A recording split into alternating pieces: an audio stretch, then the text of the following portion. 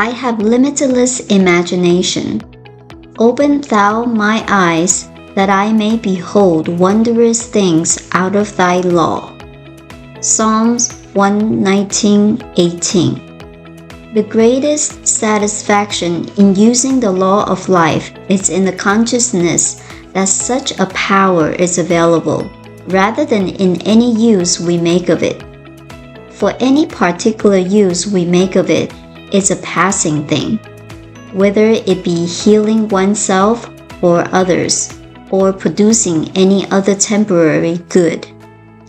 All of these are transitory, and there is something in everyone that longs for permanency. The artist knows that even though he has created something beautiful, it can be destroyed. His real and innermost satisfaction is not in the object, but in the subject, that thing within him that penetrates the mystic splendor of beauty itself. So it is with all our temporary creations. Empires may rise and fall, chance and change, the comings and goings of human events inevitably must give way to something bigger.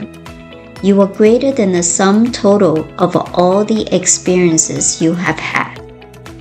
I know that a law of life exists and that I am one with it and inseparable from it. I am part of an infinite energy from which I draw limitless creative imagination. This energy is the invisible essence and substance of every visible form.